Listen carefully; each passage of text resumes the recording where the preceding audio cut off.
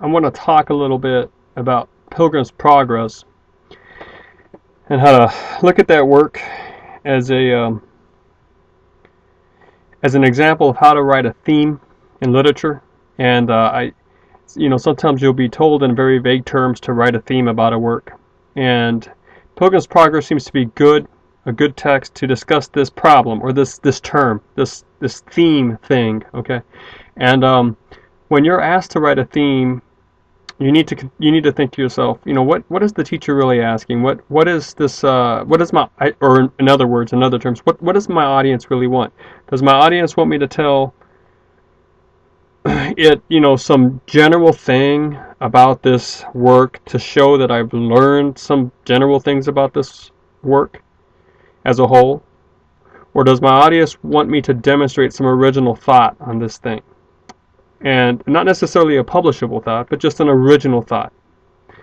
And that matters a lot, because if you sense that your audience simply wants a reiteration, as sort of a proof that you have read the work and that you've thought about it and that you've got it under your belt. Now, Pilgrim's Progress is very, very much an allegory. It's obviously another word, another way of saying a story, of rendering a condition, of describing a situation. And I mean, the parallel truth it's talking about is the Christian life, all right? I mean, that's obvious from the get-go. So if you wanted to try to explain Pilgrim's Progress as an allegory, that's an obvious track to take. It would cover the whole book, and your audience would appreciate that under two circumstances. If your audience hadn't thought about this, which is very rare, because most audience that about a Pilgrim's Progress will quickly recognize it as an allegory and understand it, or they want it to see that you know. So that sort of writing, sort of an explanation of Pilgrim's Progress as a whole, as an allegory, what relates to what. The narrow path is the narrow life of the Christian walking in obedience to biblical truth.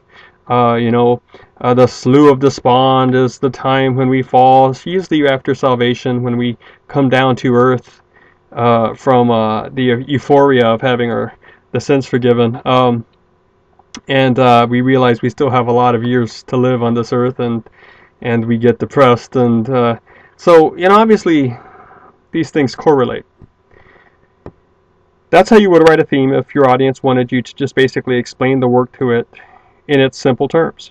All right, but when audiences ask for more advanced material from you, they probably would appreciate more if you were to find something within the work that you could really focus on and analyze to a deeper level than what is obvious as you read the work itself. So this is where it would benefit you not to look at the work as a whole, but to look at some part of the whole, and to trace its activity or its machinery, its dynamic through the whole text. So this is when it would be fruitful to investigate the role of the geography that he passes through. When are things hilly? When are things flat? This would be it would be interesting to do a study in all the holes that Pilgrim gets to look into, Christian gets to look into. It would be interesting to study the use of water in the text. Another thing to study would be, say, the use of optics. How Bunyan has Pilgrim describe what he's seeing, because Bunyan sees a lot of things. A pilgrim sees a lot of things. He sees things in his dream. He sees things as sort of stage shows. He sees things through a relatively new optic device, a telescope. He sees, and then the narrator sees in his dream.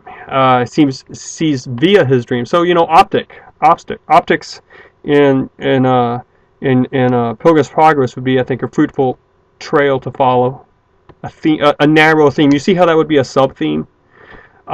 Just trying to parse out how a certain part of this work works. Because, see, this work is so common, it's so much read, it's so easily understood on its surface, that to produce anything in writing that would show some sort of original analysis or in-depth perception on your part and understanding of it, it would be, I think, more to your advantage to ply the trade, or to really focus on just one part of all this. Okay. Names too. Now you can complicate matters, because obviously the names correspond to characteristics, but some names seem to speak more to an attitude than the existence of a state of being. Like Christian's name is Christian, right?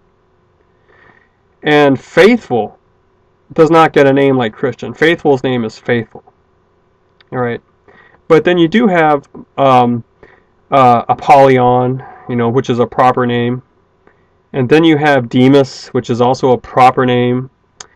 And then you have something like Giant Despair. Despair, sure, it's a noun, but it describes some sort of mood or attitude, whereas Christian describes a state of being. So you might want to investigate the use of names. See, now that's a much more specific and narrowed focus. And taking that approach helps you deal with much read works that are very popular, very famous, very easily understood on the surface. It helps you be able to produce something of more complexity and consequently of a more lauded reception if you look at these narrowed things. I worked with someone who wrote a paper on the role of the roll. Now you remember the roll that the Christian lost, that little piece of paper. So this lady wrote a whole journal article on what this could signify, and how it was connected to you bodily by your grip on it, but you could drop it. So is it a direct corollary to salvation? What did it signify? So you see, now I also proofed and worked through an essay of someone who lived in England and noticed that the actual landscape of some of the paths that Bunyan took resembled some of the descriptions of Bunyan's of Christian's travels. Now you have to go to England to be able to work that one out, but she's focusing on something very specific, and it seemed to be a good thing.